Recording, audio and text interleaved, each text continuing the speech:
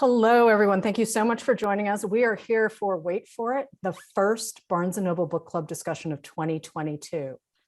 You guys, I have missed you all so much. Anyway, hey, so Shannon Devito, Director of Books for Barnes & Noble is here. And of course, Noah Hawley, the man of the hour, is also here. I'm Miwa Messer. I'm the producer and host of Barnes & Noble's podcast, Poured Over. And I just want to say, if you have heard Noah's episode, which ran back in January, we went spoiler-free in that conversation. We're not going to be spoiler-free here. It's a book club discussion. There are things I have been dying to talk to Noah about. There are things Shannon is dying to talk to Noah about. Hopefully Noah's going to be game to answer them all. But please be aware that we are going to have spoilers in this conversation. You're welcome to drop questions in the Q&A module. You're welcome to drop questions in the chat. I have a lot of questions from those of you who registered with questions. So we're going to work them in as we go. We've also got some polls we're going to ask you. But I have a question before we get started. And before I really give you Noah's bio, because it's a very cool 3-sentence bio, I just want to ask who in the audience, and you can just raise your hand. I'm just really curious about this. Who in the audience is writing a novel right now? Oh, everyone's really sure. Nope, there we go. Okay. Is this your New Year's resolution? Okay, we've got 4 people who admit to writing a novel right now. Who's writing a screenplay? Oh, okay, no one's given it up. Fair enough. And I'm still going to ask, though, who's writing both a novel and a screenplay as part of their New Year's resolution? I know it's February, but, you know, I have to ask. Okay, so 2 people are admitting to writing novels and screenplays. So nevertheless, I love this bio of Noah's, and I'm going to read the whole thing because it packs a lot into 3 sentences. This is very cool. Coffee and you. Award-winning author Noah Hawley is one of the most accomplished auteurs and versatile storytellers working in television, film, and literature. Over the course of his more than 20-year career, Hawley's work as a novelist, screenwriter, series creator, showrunner, and director has garnered acclaim, winning, wait for it, an Emmy, a Golden Globe, PEN, Critics' Choice, and Peabody Award. As a best-selling author, Hawley has published 6 novels: A Conspiracy of Tall Men, Other People's Weddings, The Punch, The Good Father, Before the Fall, and of course, Anthem, which is what we're here to talk about. So before we really get going, Shannon, why don't you let folks who have joined us today know why we picked this for our January 2022 book club pick? So it is one of the joys of my job and honestly my life to be able to pick books for book club. Really try and pick books that aren't only discussion worthy, because of course that's the point of a book club, but really that gets to the heart of issues, and not just issues, but emotions. And this book grabbed me from the first scene and just never let go. Talk about page turning. It's part thriller, it's part fairy tale, it's all adventure and meaning. And I read it in one sitting because I'm crazy. But I loved this book so much. And really, when we look for book clubs and discussion worthy pieces, this is the pinnacle of discussion worthy. So could not be more excited to start the year off with a book like this, and a book that we're going to love and champion for the entire year. I think it's a wonderful, wonderful novel, and I'm excited to talk about it today. And Noah has a very cool description that I'm going to quote him for a second. I describe it as a fantasy novel about the real world we live in, or a realistic novel about the fantasy world we live in. So Noah, why'd you write this book now? It's not my fault. I didn't mean to. No, I just set out to tell a story about people, like you always do, and a big part of that decision was the when of it. When is this book set? And that turned out to be a much more complicated question, as well as the where is this book set. And so it's a very long answer. What I feel in retrospect is, it's a book written by a person who's not sure what world his children are growing up in. And I suppose a part of the fiction writer's job is to try to make up the potential reality that you could be sending your kids out into. And so there was part of that of we've certainly entered a period of real anxiety among teenagers. And that's where the book started for me. And then when I sent them out into the world, I had to decide what world they were going out into. And it just seemed like a fantasy world, or at least a world filled with a lot of fantastical thinking that was manifesting itself as a reality. So. Okay, so here we are. You've essentially written an adventure story, right? Can we talk Yes. about some of the influences on this? Let's talk about literary influences for a second, because you have two that I personally find incredibly powerful, but not necessarily something that someone would always put together. And I know Sharon has super experience with both of these books. So Shannon, you want to lead with Lord of the Rings and Slaughterhouse-Five? And I clearly love Lord of the Rings, and my cat's name is Eowyn. So another reason I picked this book, talk about a book that has had a lasting legacy, and really I think shines through in Anthem, not only in the pacing of it, but just in the character and the ragtag group of people. I loved that part of it, Noah, and it really that's one of the things that really stuck with me as I was going through. Yeah, I mean, I think structurally, this idea of a quest, of characters on a quest, is very resonant of fantasy novels. And there was a moment in writing what started out as an act of realism became an act of fantasy. And certainly those were models for me. Lord of the Rings, or The Stand. There's a lot of Stephen King influences in here. But the other one is Kurt Vonnegut, and in an author who takes very complex subjects and sort of powerful, potentially painful subjects, and approaches them comedically, but also very creatively, structurally, in terms of the stories that he tells, and including, if you're reading a Kurt Vonnegut book, invariably Kurt Vonnegut is a character in his own book, and on some level, I think that allows him to talk directly to the reader in a way that felt meaningful to me with this book. And Noah, you're juggling multiple storylines, which we're going to come to in a second, and they all come together. But Beverly Martin is wondering how long it took you to write Anthem. And I would like to know too. Yeah, well, you'd have to add up the consecutive hours. I don't really get to write a book in one sitting. It's usually, I write part of it and then I go make something for the screen, and then I come back and write more of it. So, I would say you're looking at a book that was started around 2018. But within that period of time, I think I made a movie and 2 seasons of television. So, by the time I got back to it, I had about 120 pages sitting around that I then had to finish. But, we went into lockdown, and I was already planning to finish the book in that period of time. And I just ended up with a lot more concentrated time than I thought I would. So I probably finished around Christmas of 2020, I want to say, something like that. So follow-up question, especially with your considered resume and the amount of projects that you work on, is do you sleep? I occasionally sleep. Yes, I do. I sleep at night, like most people. I have a son who has never slept past 5 a.m.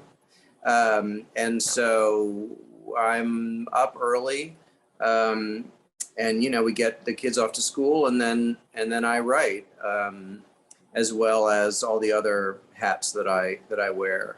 But I'm pretty much crap after 8 p.m. And I don't work weekends unless I absolutely have to. So, I'm just very productive in the time I have.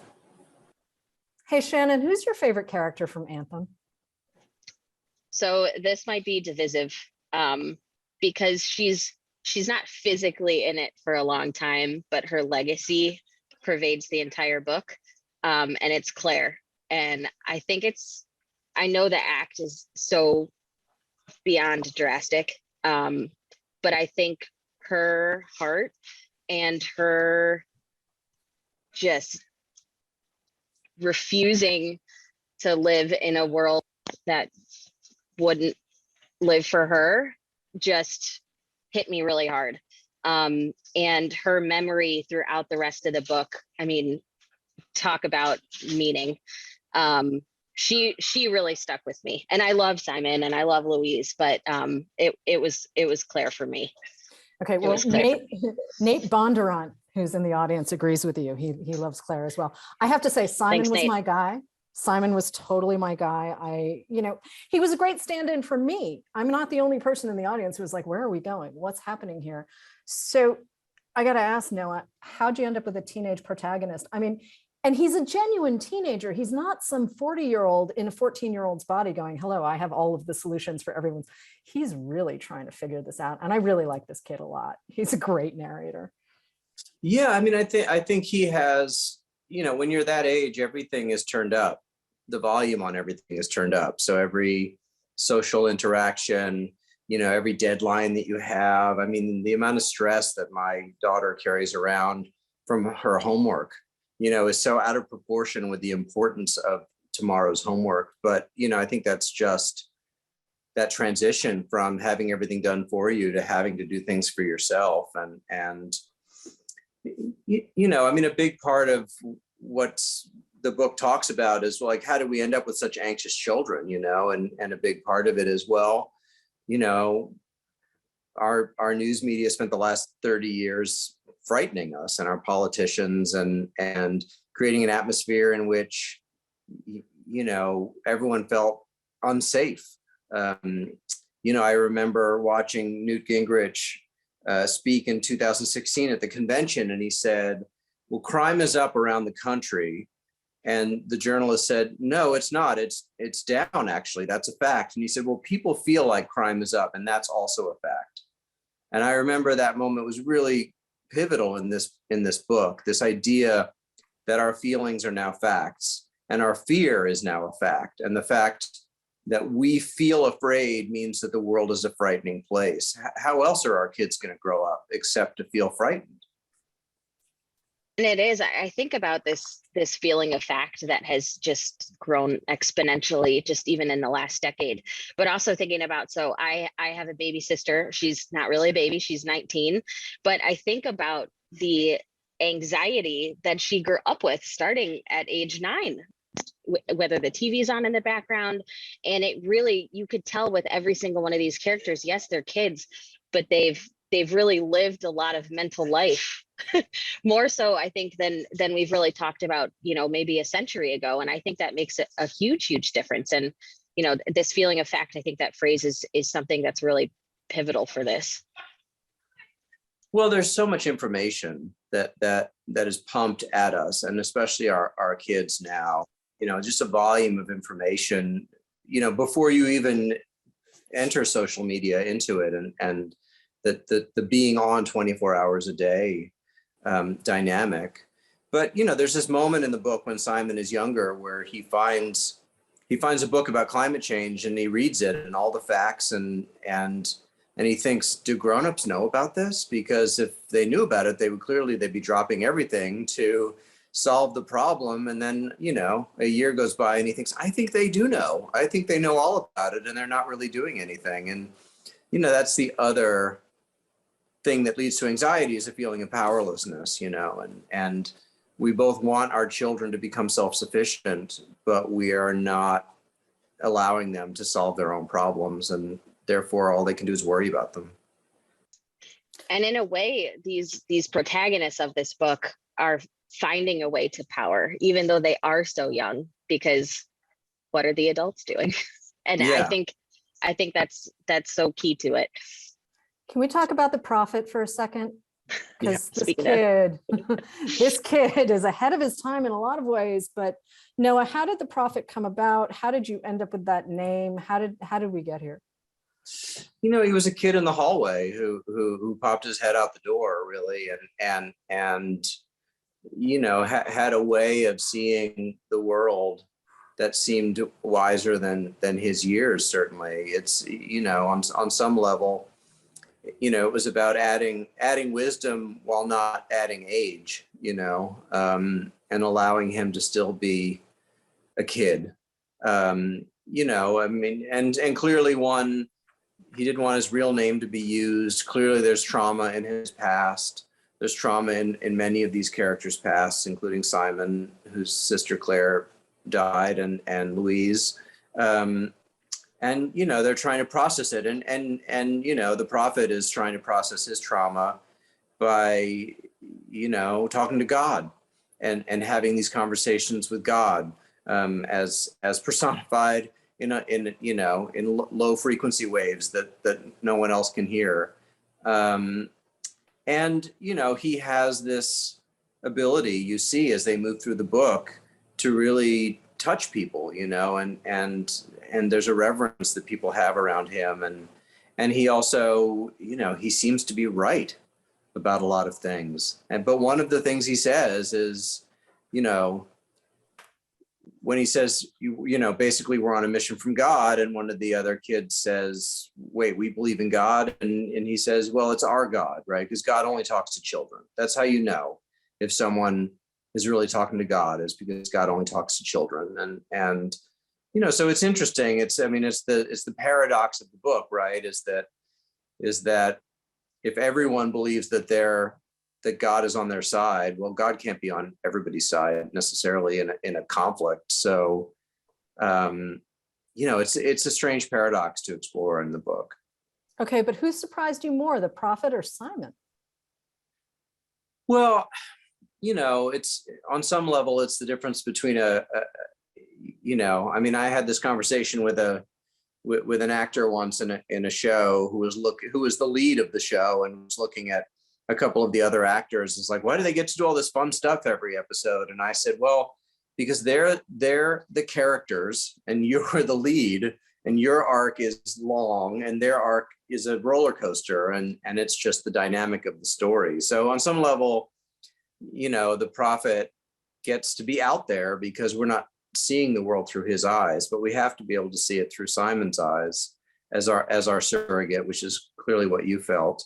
But of course that means you're more invested in him emotionally, because he's suffered a real loss, and he's so desperate to do the right thing, which is such a common thing for our kids. They really, the morality and fairness is very important to them, and yet when you send them out into a world in which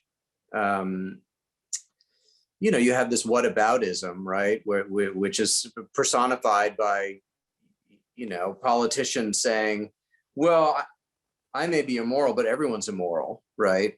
And the takeaway from that is not like we should reform the world. It's, well, clearly morality is a flawed concept, so we should just get rid of it and just allow everyone to be immoral. And if you're a kid trying to figure out, well, I know my parents are telling me to be polite and respectful and do unto others, but that's not what I'm seeing. So how am I supposed to be in the world? Hey, Shannon, what surprised you the most when you were reading Anthem? I know you've read it a couple of times now, so you've had a couple of different experiences with this book, but what made you sit up and say, whoa, I was not expecting that? It was really almost the approach to the different types of characters. You talk about these extreme characteristics on the side characters so that Simon can really be that conduit for the reader. And it really was how much I could identify with each of the extreme side characters, whether it be in the gang or Justice Nadir, or, I talked about Claire. I think it's a lot of these side characters that I can see, either parts of myself or parts of my friends or parts of people I see on TV, that immediately I was like, oh, wow, this is not satire. This is really so beyond effective. That's, I'm not surprised because you're a fantastic writer, but it was pleasantly surprising through the whole book that I was like, oh, and them too, and them too. And reading it a second time too, even more characters came out even earlier that I was like, and I know someone like that, and I know someone like that. So that really stuck with me as a reader. Okay, we're coming back to the satire thing because there's a much bigger piece of this conversation. But the thing that got me, honestly, was, Noah, you broke the fourth wall. And all of a sudden, there you are. And I have to admit, I was like, okay, I will follow this guy everywhere, anywhere, apparently. But more importantly, it really got my attention. And can we talk about why you chose to do that and really what it adds to the narrative? Because it adds a lot. Well, I guess the best way to explain that is to say, those people who've read the book know that there's a moment halfway through the book where I, the author, apologize to you for the book that I've written. And I say, I know that it's ridiculous, but what am I supposed to do when my job as a writer is to reflect back the world that I see around me? And if that world is ridiculous, not funny ridiculous, but absurd, then how can I write a book about it that doesn't have absurdity in it? And as you said, it's not satire. But the first thing that I wrote was the author's note to start out. That was the first thing. So clearly I knew early on that I wanted to talk directly to the audience. And part of that, I think, was in this sort of Kurt Vonnegut vein. He had to write a book about his World War II experience. And it was such a horrific experience. And I'm sure he thought, if I just wrote my World War II experience, it would be awful. Who would want to read that? It's so brutal. And he's a funny guy. He's a sensitive humorist. And so he basically presented his dilemma to the reader right off the bat. He's like, I've been trying to write a book about this experience for a long time now, and I don't know how to do it. So I'm going to write this crazy book, and you're going to go through it with me. But what you end up with is this sort of moral document where, because it's not presented as if it's a sort of objective story, I think you feel like the author he's struggling with something that he's. And that's how I wanted to have a conversation with the reader. I want to have a conversation and say, what is going on?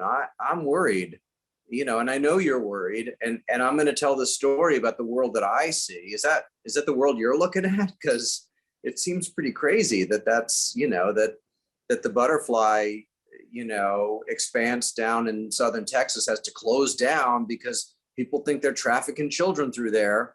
And if you work at the butterfly place, you wake up one morning and you go to work with the butterflies, and suddenly, what world are you living in? What is the reality you're living in? And so we have to learn how to tell stories about this. We can't just pretend that we live in a world in which everything makes sense. Okay, before we come back to Shannon's satire point, though, Harry, can you launch the first poll question? I'm really curious to see how many people in the audience are experiencing Noah for the first time reading Anthem. So, folks, if you would go, we've just launched this poll. You should be able to see it on your screen, and you've got two options: yes, and I can't wait to see more, and no, of course not, because there are 5 other books that I can choose from. Just answer as you can. Personally, I'm always curious about the folks who want to hang out in a book club, but let's go back to satire for a second, because this is a really important point that Shannon's making. And there is so much deep emotion running through Anthem, and you are covering a lot of ground. But there's a really important point to be made here, that this is not satire. So Noah, would you bring us into that? Yeah, I think satire has traditionally been, a work of art that sends up an individual with the idea that you are going to create feelings of shame, right? You point out a person's corruption, and that person is going to feel some level of shame because corruption is a negative, right? But we reached a point, in the last few years where the people who are corrupt seem to be proud of it. It's what I call the sort of age of inverted reality, where it's like shame is now pride, and and this idea of liberal tears, right? This idea that the less happy you are, the happier I am, right? And so I'm going to act as horribly as I can, and you're going to get upset about it, and that's going to entertain me. The LOL world that we live in. And so satire loses all of its power, right? And that's part of, when you watch Saturday Night Live or Colbert or Seth Meyers, I always watch them and I think, yeah, I guess that's funny, and I feel good that you're making a joke, but I don't think it's helping, because it doesn't have the effect that you want it to have.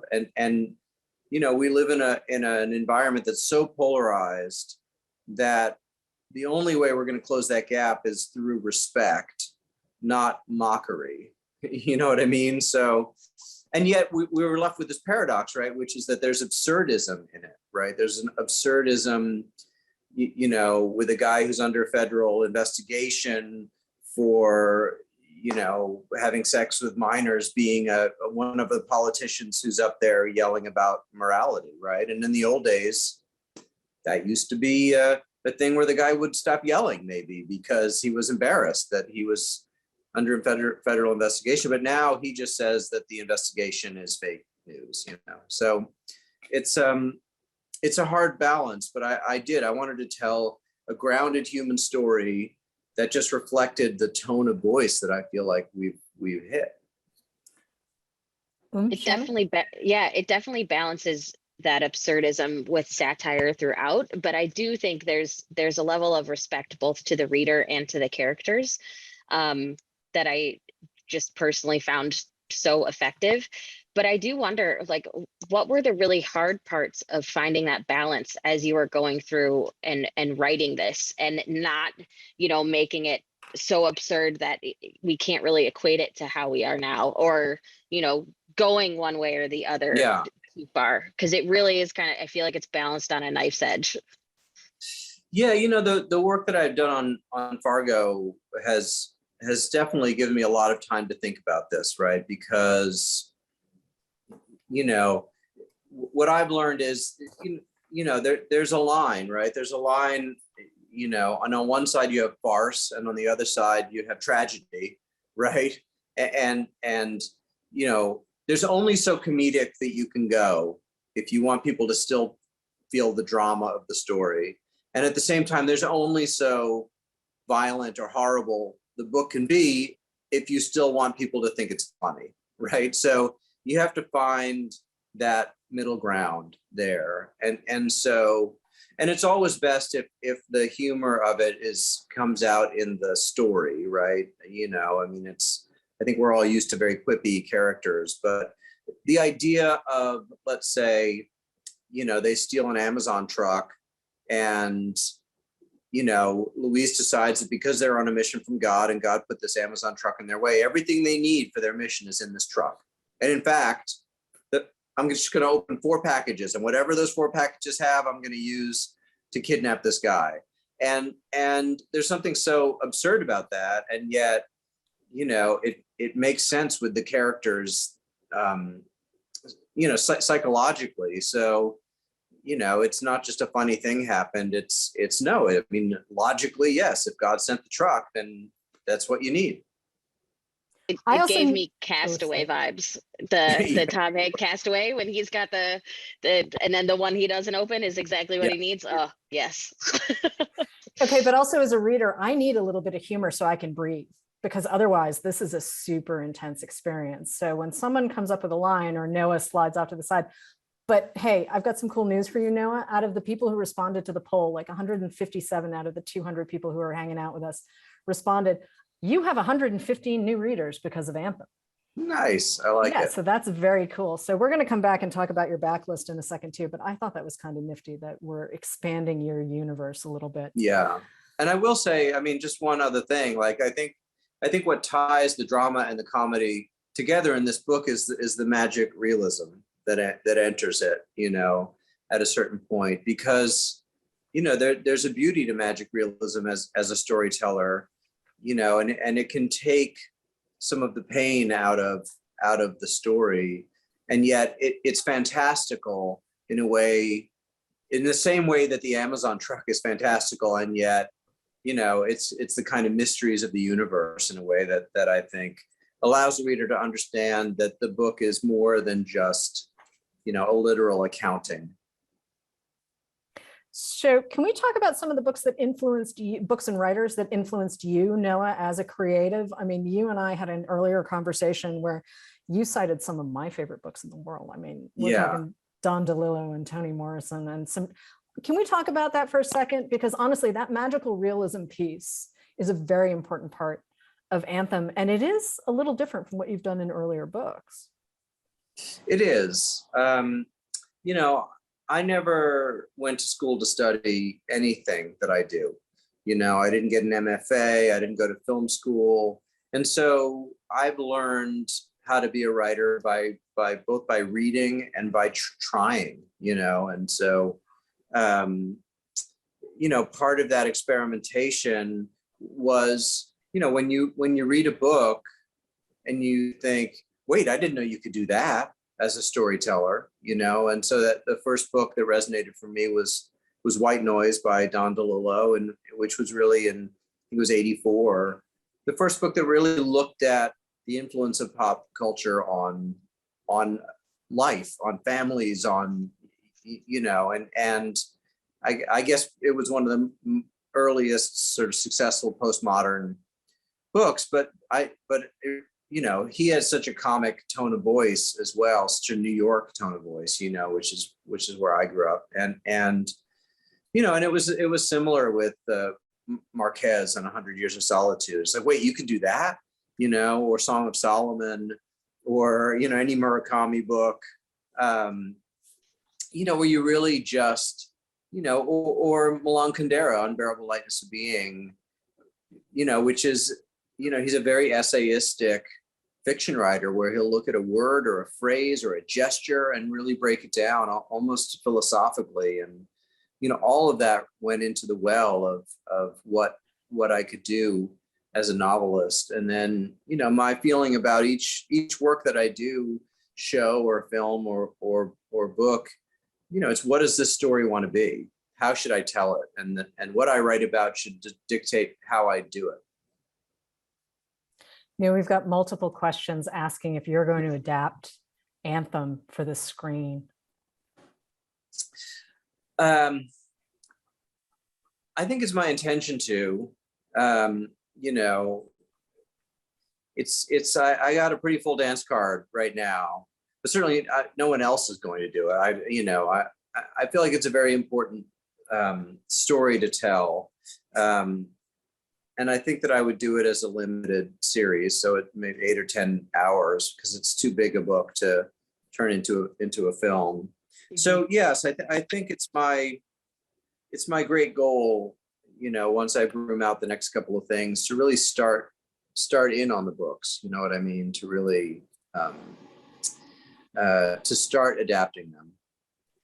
When you're writing and during your process, do you have a film in the back of your head?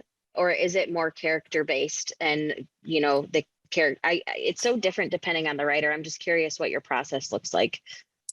Yeah, I don't really, you know, and even when I'm writing a script, I don't cast it until it's done, you know, because the characters have to be characters, you know. It's like, I mean, I'm always amazed, whatever character you can invent, you can find an actor to play that role, you know what I mean? And so, you know, there should be no limits on the you know, the life experience, origin, you know, anything of the characters that you tell. And you know, oftentimes for me, characters start as, you know, a way into a theme, a way to kind of look at something thematically. You know, the first book was about a professor of conspiracy theories, which was a way into talking about conspiracy theory and what Americans are so afraid of. But that's a starting point, you know, and then it has to be a person and with relationships, etc. Mm-hmm. Go ahead, Miwa. No, go ahead, Shannon.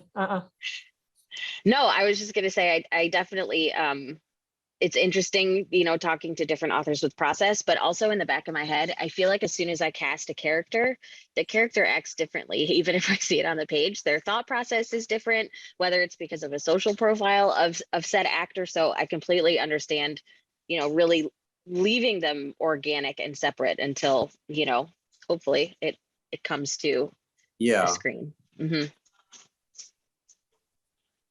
Yeah, and actors like it better too. I mean, they want a challenge. They don't want to hear like, I wrote this for you, because then they're like, well, I already am me. My whole job is to pretend to be somebody else. So, you Give me a know, challenge. exactly. And Try. speaking of challenges, Noah, what was your biggest challenge? We've got a couple of folks asking here, actually in the Q&A module, what's with the ending? Now, I loved the ending. I thought the ending was really organic, and that's exactly where it had to go. But there are some folks saying, hey, what's up with the ending? I mean, did you know how you were going to end this book? Well, I did know how I was going to end the book. Or let's say I hoped that it would end that way. Okay, You know, fair. I hoped that they would all make it there, and you know, my job was to figure out how to get them there and get them all there if I could. You know, I think the book ends with a lot of hope, and I think you have a strong sense that these people are going to be okay. But at the same time, I would be it'd be glib of me to say, and they all lived happily ever after. And so, you know, what being a character in my own book allowed me to do is to have the conversation about endings, you know, with my daughter, who's asking me how the book is going to end. And I'm saying, I don't know. I'm worried about these kids the way that I worry about my kids. And, you know, they're pretty well set, but what happens, you know, if men with hate in their heart show up, or, you know, or it's a hard winter, or, you know, any of those sorts of things, you don't really know. But, you know, and again, to go back to Marquez, I think that's what's so fascinating about 100 Years of Solitude is it's 100 years, you know, it's like you get so invested in these characters, and then 4 generations later, you know, it's like you're invested in these, you know, it just goes on, life goes on. These, you know, people come and go, and they pass the baton, and, you know, so I think for me, it was just a much larger, a way to sort of open up a conversation and say, you know, what are we doing to make sure they're okay? It felt more true to reality and true to life, which just lent that much more authenticity to the book experience as a whole. I thought, even though it's not wrapped up in a pretty bow as some fiction can be, I think that made it more effective and honestly more discussion worthy. Yeah, you know, I always said Fargo was a tragedy with a happy ending, and then in the 3rd season, I ended basically with you know, kind of Schrodinger's cat moment, in which, you know, if the door opened, one of 2 people was going to walk through it, and if, you know, if the cops came to take the guy away, it was a happy ending, and if his lawyer showed up to let him out, you know, it went the other way, and it was left to the audience to decide, like, well, you feeling optimistic, you know, and not everybody likes that. But you know, I like to empower the reader as well. You know, they've gone on this journey with me, and you know, I've done as much as I can to tell them it's all going to be all right. But the ones who aren't going to believe it aren't going to believe it. You know. Guys, I knew this was going to happen. We're bumping up on our end time because I knew we had so much to talk about. But listen, before we go, Noah, Shannon, what do you want readers to know about Anthem? There might not, I mean, we've covered a lot of ground, but Yeah. just in case. I want everyone to go read Noah's backlist, because Mhm. if you liked Anthem, you're gonna like all of his other work. It's just phenomenal. But I think Anthem kind of stands on its own as special, especially kind of its time. And I think it's a book you need to recommend to people so that you can discuss it with people. Because I think we all glean something different, just like we all glean something different out of our own life experience. And that's the beauty of the adventure for the kids and for the reader. So, you know, talk about it, which is my favorite thing to do with books. But I think Right. this one is just a phenomenal way to start the year for me, at least. Okay, so Noah, what do you think? No, I think you said it. I just want to thank Barnes and Noble for, you know, for their faith and support in this. And, you know, it's all we ever want to do is reach people, you know, because I like talking about the work too. Which is good for all of us. But before we go, we have a minute left, and I'm going to ask Harry to launch our last poll, because I want to know who's reading what next, because Noah has 5 other books. So we just threw up all of his titles. And okay, maybe some of you haven't read Anthem yet, but I'm kind of curious to know who's reading which one of Noah's books next, because they are all really fantastic. So we'll give you a couple of minutes. I'm going to put in a plug for Poured Over if you want to go back and listen to Noah's episode, because we do cover a little bit of different ground. That's available at bn.com, Poured Over Pod, and wherever you listen to podcasts, because apparently you're not allowed to talk about podcasts without ever saying wherever you listen to podcasts. I want to thank Shannon, who is one of my favorite humans on the planet, and Noah, who is one of the smartest writers to come down the pike in a long time, for making the time for all of this. And I want to thank all of you for joining us as well at 3 o'clock Eastern on a Tuesday. It's a really fun way to have a snack break in the middle of the day. So I hope you'll come back. We're in March. Oh, I should know this date off the top of my head. The first Tuesday in March will be Lan Samantha Chang and the Family Chow. And no, you do not need to have read The Brothers Karamazov. Hey, Harry, can you give me the results of that last poll? I'm just kind of curious. Okay, so everyone is going to Before the Fall with The Good Father close behind, and then Other People's Weddings and A Conspiracy of Tall Men are bringing up the rear. So I'm very happy to say that, Noah, I think we've managed to send some new folks your way. So we're really pleased about that. Anyway, we're at the time mark. I've got to let everyone go. I have to go back and edit some shows. But thank you, Shannon. Thank you, Noah. Thank you all of everyone who joined us. And hopefully we'll see everyone in March. Thanks. Right. Thank you, Noah. Bye, guys.